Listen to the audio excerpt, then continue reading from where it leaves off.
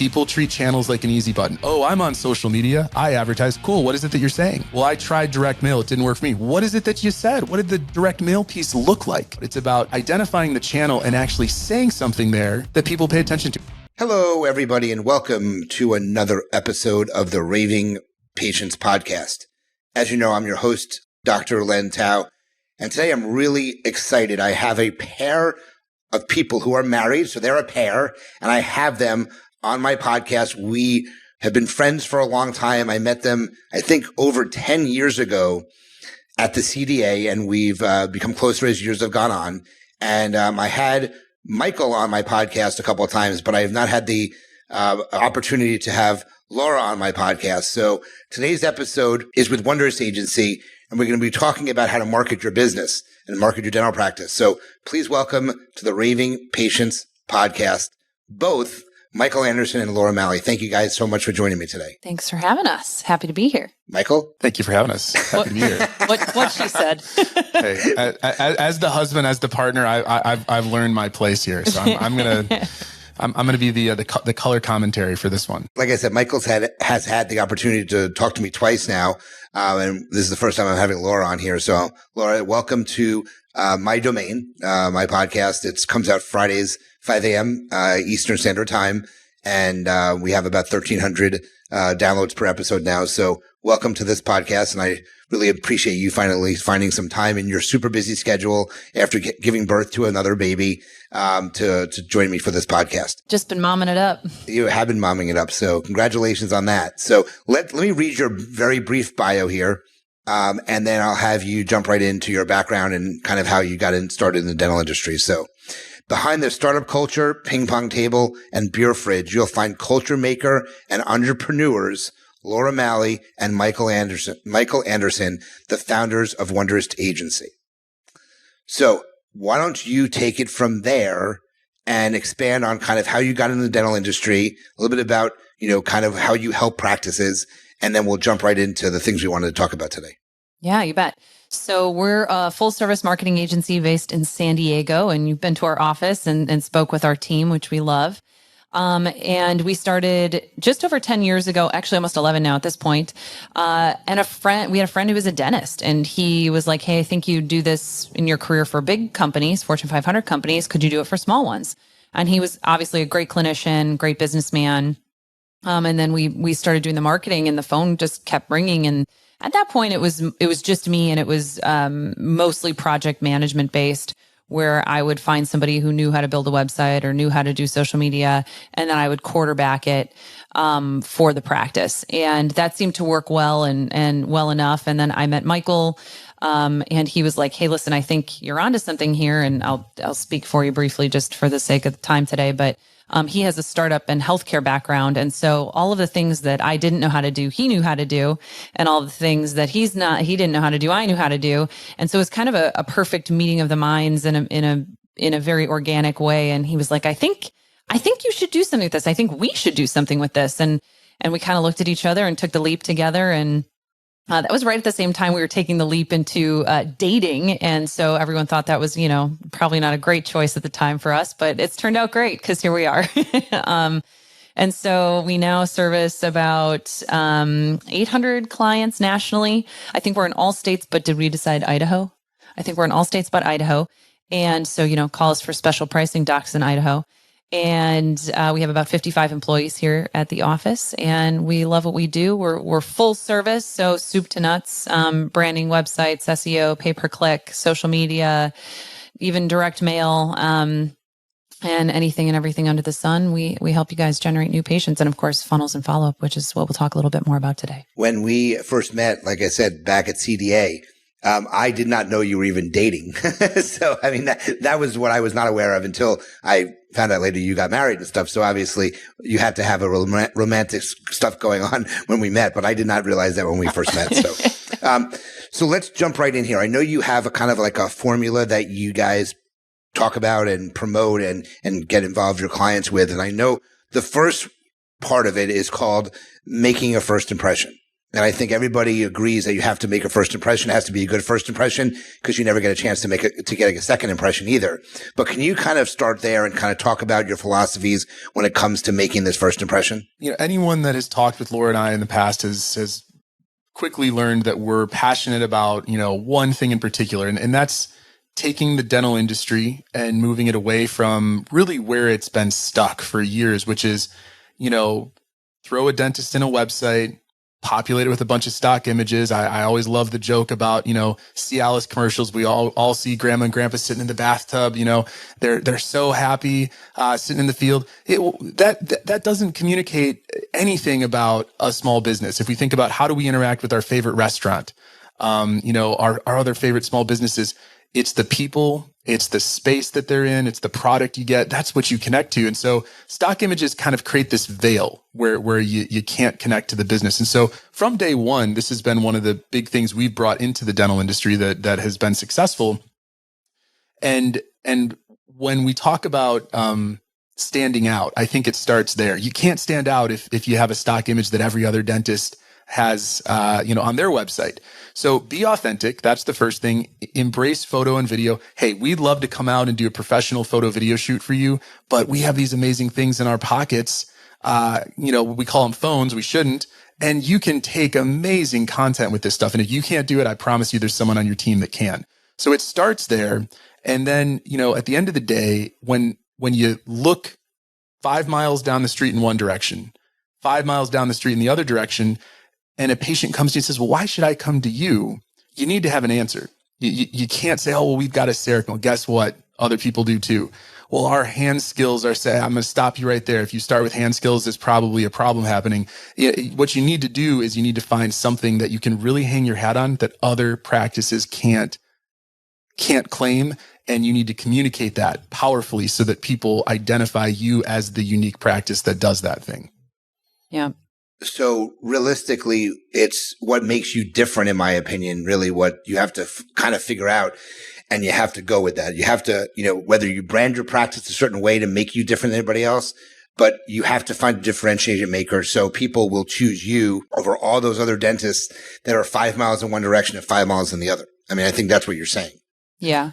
And I mean, we compare a lot to dating, right? It's like, and I talk a lot about this in our presentations, and it's Michael's genius parallel, but we have to make a first impression, right? And it's just like dating. And I'll tell you the anecdote of how Michael and I met. We were both at a restaurant, and we were kind of locking eyes back and forth. So I liked what I saw. He liked what he saw. But we were on different opposite ends of the restaurant, and suddenly I got seated at the table right next to him. Well, I did the thing that I thought was fairly clever. I also taught yoga at the time, and I had a set of business cards that I would say bring on sexy. They had me topless from behind, so you couldn't see anything, but it was implied. And so I took that business card and I handed it to that super attractive 28-year-old man and said, call me. Now, I think you got to be kind of a bozo of a dude to not call or text the chick who hands you a business card that she's topless on. I made myself different, right? And so that's part of the storytelling. Now, I'm not saying docs go get topless business cards made. However, if you did, I might want to see that. But I think the point is you have to find something that's going to set you apart from the audience that you're amongst, your peer set, that you're shoulder to shoulder with in your community. And this can be a hard concept in that I think we all agree that we want to stand out, right? There's no debate. Where people get tripped up, and we hear this every day, is the actual application of that. So I'm going to give you an example from a dental perspective. One of our favorite dentists, I remember going and joining him at his practice to shoot this great big photo video day. And we talked with him and said, all right, we're going to, do this little segment. We're going to talk about what makes you different. And he's heard us talk many times. He knows how we feel about this. And we started to roll, and he started to talk about his hand skills and his technology and all the stuff that we said not to do. And I paused him for a second and said, what's really interesting? We interviewed 5 patients before this. And you know what every single one of them said? They all said they love coming here because your office smells like fresh baked cookies because you bake cookies every morning. And the humbling thing here is there's this dentist who's got amazing talent, amazing skills, all this stuff. What do the patients connect to? fresh cookies. And that's really what it comes down to. If you're racking your brain saying, how do I stand out? It might be fresh cookies. It might be the scrubs you wear. It might be the music that you play in the office. Oftentimes, those little details are the things that we all hang on to and say, that's what makes that business different. He's also a 6'4" Polish man with a smart mouth. So that helps too. That's true. That's a lot harder to market though. I always talk about it in my sessions. I talk about how to create raving patients. I talk about how to really set yourself apart from a wow factor in my things that I teach. And, one of the things I talk about is how, everything you do in your practice has some marketing attached to it. So whether you have, in your case, you mentioned cookies, whether you have fresh flowers in your practice so it doesn't smell like a dental office, how you answer your phone, okay? What financing options you offer. All of these things are things that help make you different than other people in the same area that you're practicing in. So I think really what it comes down to is, what is your why? Why are you doing it? Why are you a dentist? Why are you marketing your practice? Look, you can do no marketing and just people will be referred to you and they'll come in and you're happy in that space. But if you want to really grow your practice this day and age, you have to market. But in order to market, you have to know your why. Totally. So moving to the next pillar, I think you called it, you want to target your ideal patient. And I think a lot of times, I don't know if practices really know who their ideal patient is. I think that's something that they have to figure out, whether they're an insurance practice. And I think you're looking to target different people if you're an insurance practice versus a fee-for-service practice where you're targeting another type of person. Or if you are a high-end, whether it's cosmetics or you're doing, full arch implants. I think that also goes to your why as well. What are you looking to accomplish in your practice? So how do you talk to practices about targeting your ideal patients? Yeah, I think it depends on what you're trying to do. So a lot of times we'll have somebody be like, hey, listen, I want to be an implant practice. I want to do implants all day, every day. And yet they're never talking about that thing and they don't have the messaging out in the right spot. Well, it's like, okay, if we want to target implant patients, who is that? That's probably an older person, right? It's probably somebody who needs maybe a little bit more work. It's somebody who is perhaps getting the mail at the end of the day and still sees value in getting the mail at the end of the day. And I'm just riffing. That's not what I'm saying necessarily, but you kind of get the pictures. You have to hit the right person at the right time with the right message.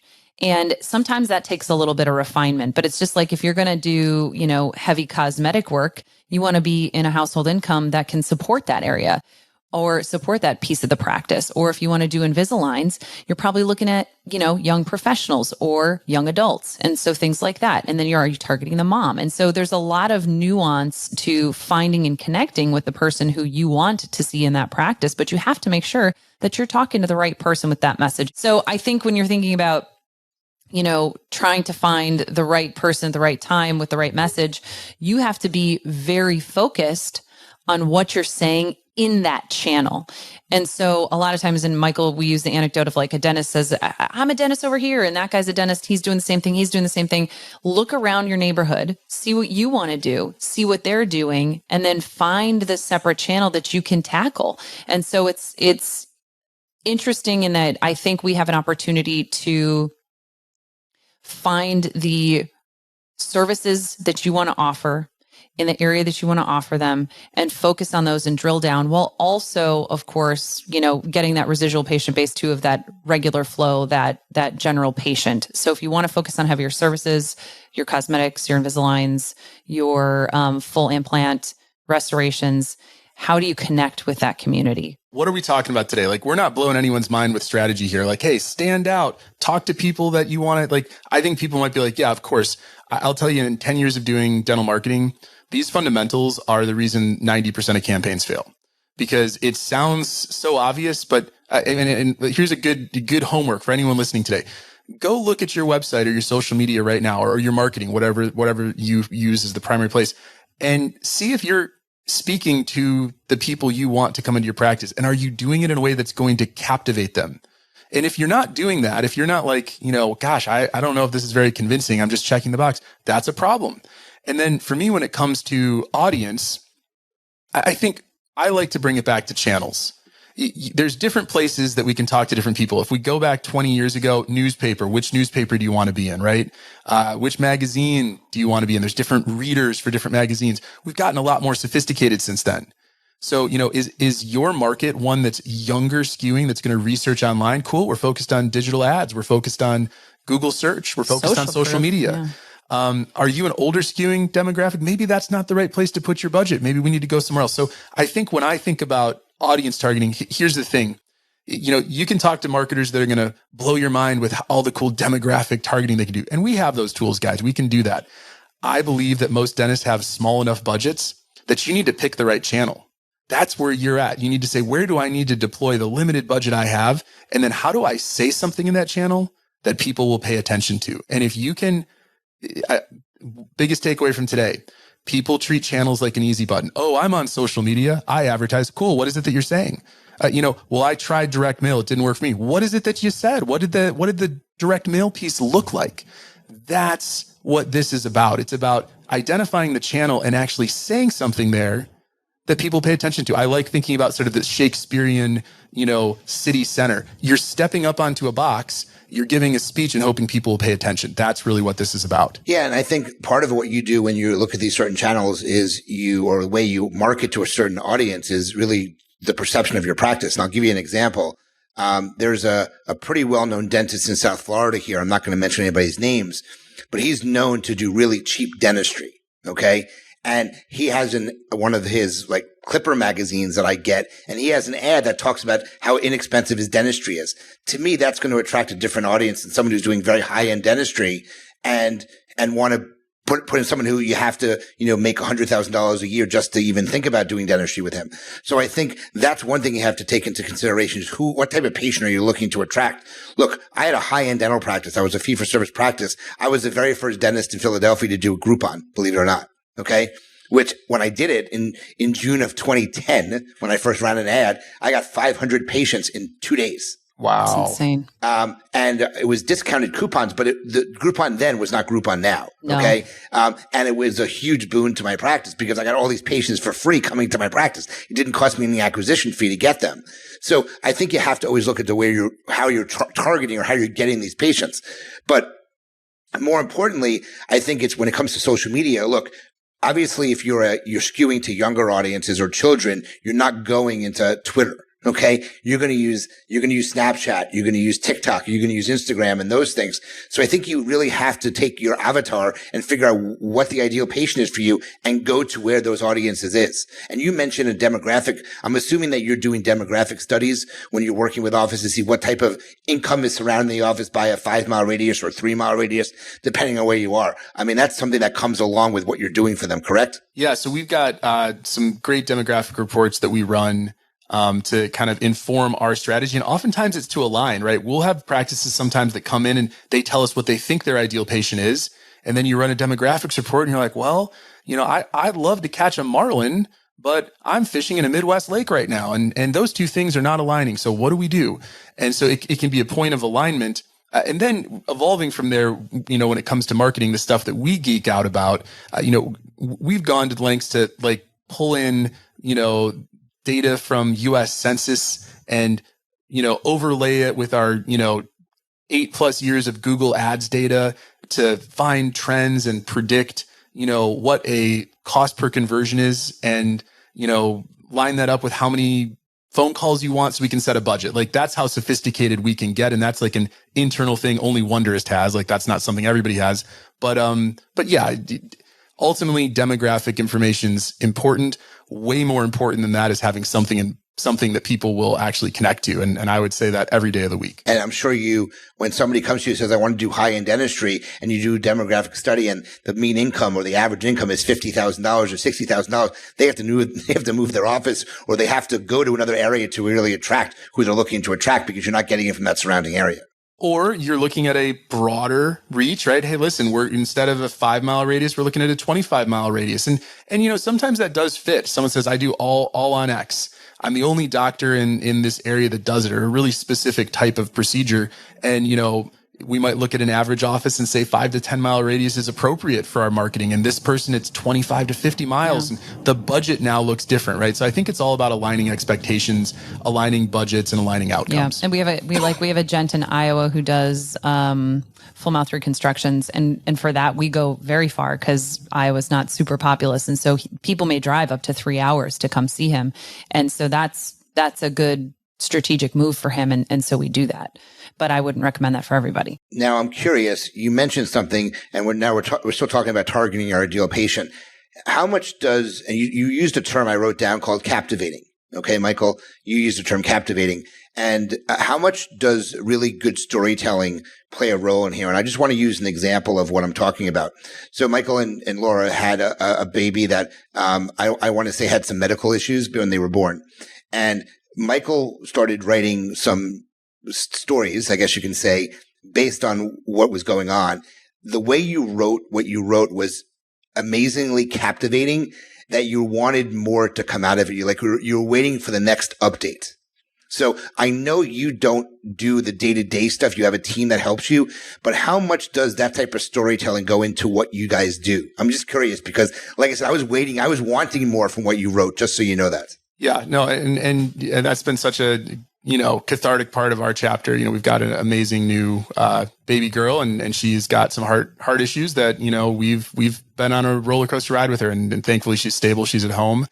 But I think, again, the thing I keep coming back to is we chose to be vulnerable and be authentic, right? So many times social media is the perfect place for this. Like, we could have kept posting photos of our perfect family and tucked that away and, said, well, that's not a happy thing to think about, or it's stressful. We're not going to talk about that. We put it out there. We said, listen, this is what's going on in our life, and got amazing support from it. I think the thing that, we do with our clients is we're such strong advocates of, them putting their businesses, putting their personal lives out there. That's such a big one. You know what? I hate when people just say, I'm a dentist. No, you're not. What makes you different? There's so many fantastic, amazing dentists we've met. One of the ones that comes to mind right away for me, we've got a dentist that we've known for years now, and he's always cycling competitively. I mean, if you look at his social media, he's just like, he's sponsored. He's amazing. We've got another guy that takes off a month that, goes tuna fishing in Alaska. These are the sort of things that people connect to, right? It doesn't have to be this like intense, captivating story. It could be something that's inspiring. It could be something that's curious, right? Wow, that's totally different. I would never have thought of that. And we connect to people because they're interesting. And dentists should be allowed to be interesting. You don't have to have the white lab coat on. You don't have to have the loops on and the mask. Like, take the mask off, throw the loops away, wear the jersey for your favorite, sports team, or show the vacation that you just went on. It's okay to be a human being, and that's what people connect to. And I would bet you any money that our cycling doctor has a bunch of cyclists in his practice because of it. And I bet you we also have a doctor who he hand creates custom canoes, and his wife is an artist. And guess what? They have that artist community and the woodworkers in their community. And so a lot of it is the company you keep too, right? If you're a marathon runner and you're running group marathons and practicing for your next race, you're going to start to draw from that community. I'm a mother. Well, guess what? We have a lot of female dentists in our group who are pediatric and who are mothers, and they connect to me on that. And so there's a lot of common sense in that too, right? It's like, you are the company you keep, and you should be able to tell your story and invite more people in because they may have common interests or find your story interesting or compelling. Yeah, I agree with all of that. So the last point and I want to take some information on this, is know how to follow up, because marketing doesn't work unless you follow up appropriately. When I give my case acceptance workshops, I always say, so a patient comes in, they say, I'm not interested, or I need to think about it, or I need to talk to my spouse. Nobody ever follows up properly. So I'm curious to know what your thoughts are on this, because following up is such an important part of marketing that so few do. This is a really exciting thing for us, because if we'd done this podcast even 2 years ago, I think we would have stopped. So, all right, let's wrap up. And that's really what marketing has been for 100 or more years. It's have something to say and find a place to say it. That's it.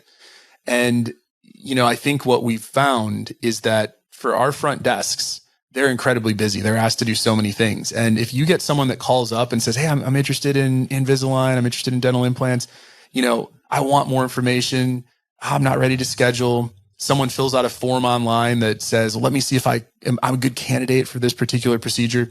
There's follow-up needed, right? That's how it is. Case acceptance, great example. Someone comes in, I'd like to learn more about this. Okay, what do they say? Well, I'm going to go talk to my partner. I'll get back to you. You got to stay in front of them. If you think about anything in life, the people that stay in front of us are the ones that often get us to say yes. And most front desks don't have the time for that. Most dental offices don't have the process for that. And so what we've done after years of being frustrated as marketers and saying we're generating leads, but dental offices don't always know what to do with them.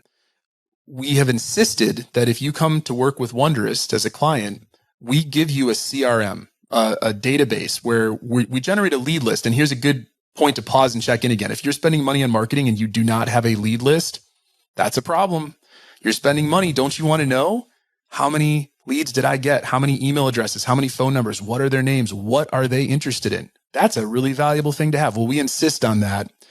And we go a step further and we automate the follow-up so that if someone 8:00 at night takes a quiz, says, am I a good candidate for mini implants?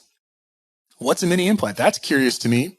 I know some dentists are rolling their eyes right now. Let's not get into the clinical back and forth on mini implants, but it's a curiosity. So they fill that out and now they get a text message from the office saying, hey, we think you're a good candidate. And then they get another nudge and email, then another text, another email. This goes on until eventually they say, all right, I'm ready to come in. That is best in class marketing. And it's changed the game for our clients so that we can take the burden off the front desk and just stay in front of clients or prospective patients until they're ready to schedule. Anything you want to add on that? No, I just think at dentist's office for some reason have aced the getting their existing patient base and pestering them and making sure they do the polite persist on the text message and the call and the follow-up.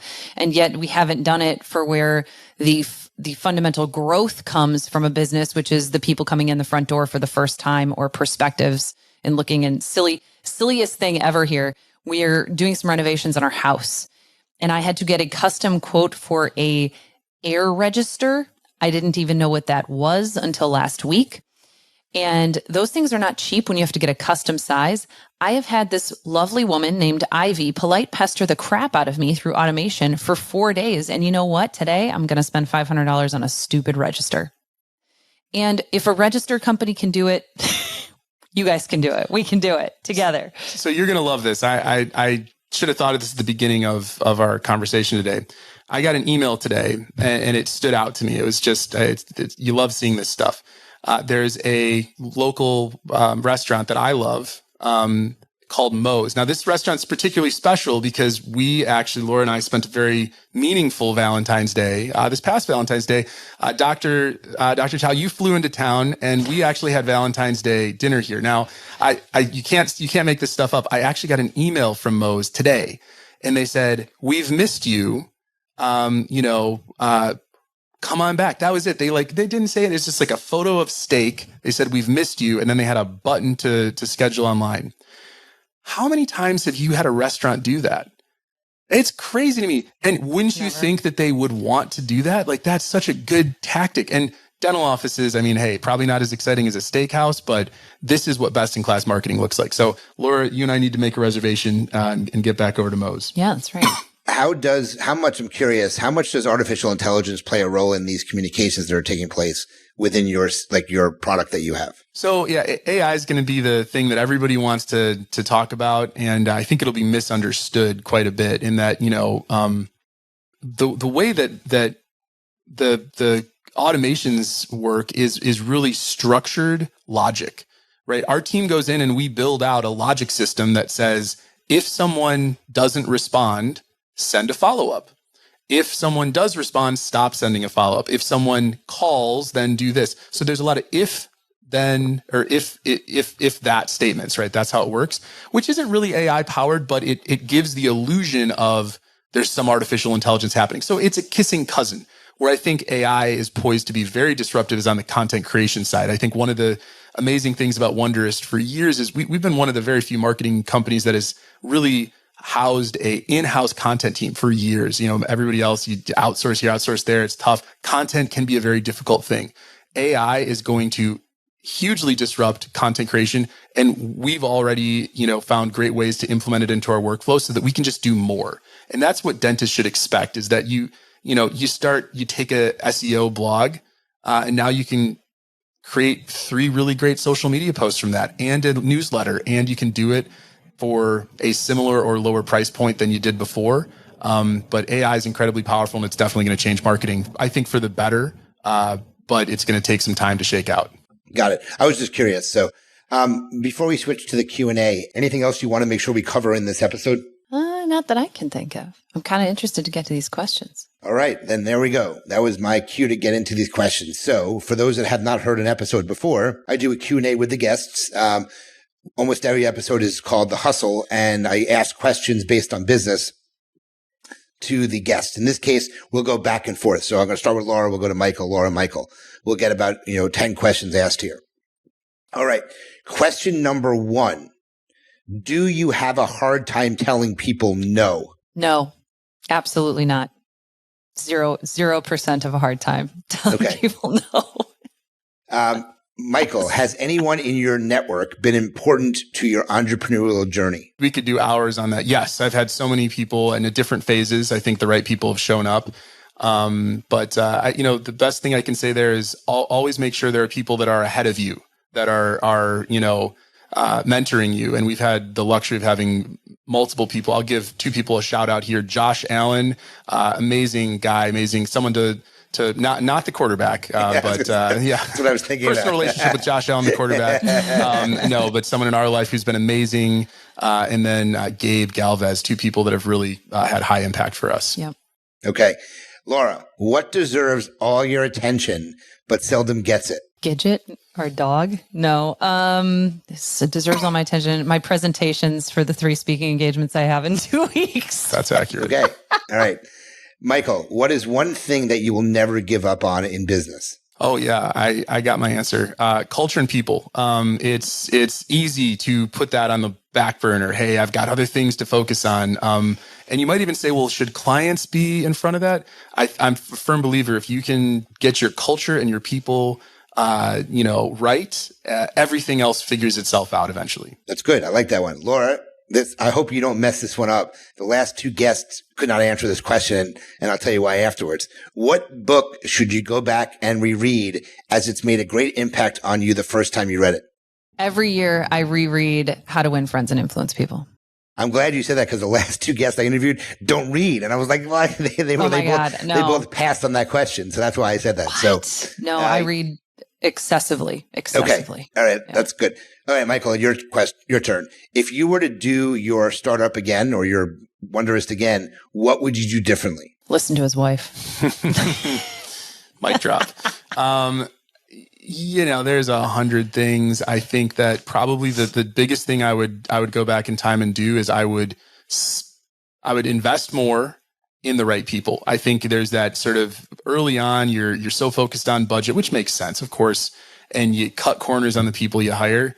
I think we've just learned 10 times over that if you spend a little more and you get the right person and the right talent, oh my gosh, it makes the biggest difference in the world. So spend more on your people and focus on retention, get the right people in the right places, and life's a lot better. Okay, Laura, and then we'll go back to Michael one more time. What characteristics or skills are most important for business leaders? Endurance and stamina. Endurance and stamina, hands down. Resilience, those 3, hands down, those 3. If it's all this is mistake after mistake after mistake after gut punch after gut punch after gut punch, with small wins and celebrations and in between. And if you can learn to tolerate and learn to grow out of every mistake and not make the same mistakes again, and you have some resilience and some confidence off of that, man, does that make you a powerhouse. Okay, I'm going to come back to you one more question, and I'm going to have you both answer that question. But Michael, what do you think your unique skill is that has helped you become successful? I think that I have a unique ability to have a deep understanding of the many facets of our business. That is not always the case for big picture leaders, right? A lot of times you think, there's the big picture guy, and I've always been someone who's very tactical. I get my hands dirty. I understand every little nuance of our business. And I'm a tinker, right? Whether it's life, if I'll take apart a boat engine or I'll take apart, a part of our business. And I think that having that really strong technical understanding of how things work has created accountability for our team and has created opportunity for us to innovate well beyond what I think most of the other marketing agencies in our space have done. Can I answer that for you? Oh, man. That's kind of interesting. I think Michael's superpower is hands down his ability to understand people. He is highly, highly, highly empathetic. Though he won't always feel sorry for you. He's going to hold your feet to the fire while being very nice about it because he understands how people work and he understands how to unlock the motivating factor in each individual person and then set them on a path that feels gratifying both for them, but also for him and for the group and for the greater good. I think that is a very unique power that he has that nobody else I have ever met has. Thank you. You're welcome. We should book Dr. Len for. Do you want to take me on a date after this? Some marriage therapy. This is helpful. I like That's this. really good. Last question, guys, and you can both answer this. And I think I may have asked Michael because I usually ask this in each of the episodes I do. So, Laura, I'll let you go first. What is one subscription you cannot live without? Oh my God. Botox? Does that count? Hey, you go on a monthly basis or bi-monthly basis. That's a subscription. Yeah, so I'm going to commit to that. I'm having some trouble with aging at this point. So I'm just going to commit to that. That's what happens after you have 3 babies. That's right. And then Michael, do you want to answer that too? You don't have to put Botox. You don't say Botox. Yeah, no, I'm not going to say Botox. It's funny. I don't know if there's a subscription that I would be devastated to lose. But if it's going to be something, it's going to be, it's going to be Netflix or HBO. So yeah, I'd bitterly cling to my shows. Usually people say Netflix or Amazon. Those are the two that I get most. Amazon. Most common. Oh God. No, yeah. Michael, we have a recycling problem because I have an Amazon problem. So that's truly the answer. Yeah. Amazon and Audible probably. So my wife, before we moved to Florida, my wife really didn't use Amazon all that much. And literally as I'm sitting here, she's got 3 purchases from Amazon come through. So she's all Amazoned out now. She goes on Amazon every single day to buy something. So she has a party to go to, a 80s party, and she bought an 80s outfit on Amazon and it was sent over. So how can people contact you to find out more about how Wonderist can help them?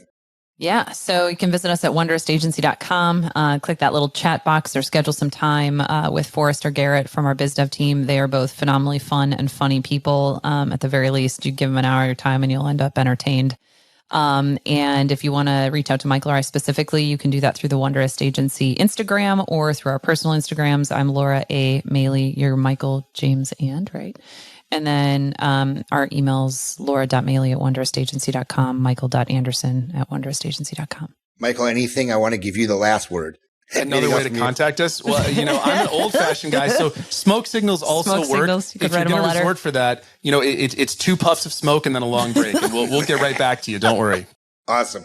Well, this was great, guys. Thank you so much for being part of the episode. For those that are listening and viewing, if you like the episode, which you will, please let your colleagues know. Please tell them about the Raving Patients podcast. 6 seasons almost done. We're got over almost 300 episodes released at this point. We come out Fridays at 5 a.m. As always, I want to thank the sponsors who allow me to come to you every single week to your inbox or to your ears listening to what I have to say. And as I always end my podcasts, remember, your reputation matters. Until the next episode, Laura and Michael, thank you so much for joining me today, and we'll talk to everyone soon. Bye. Thanks for having us.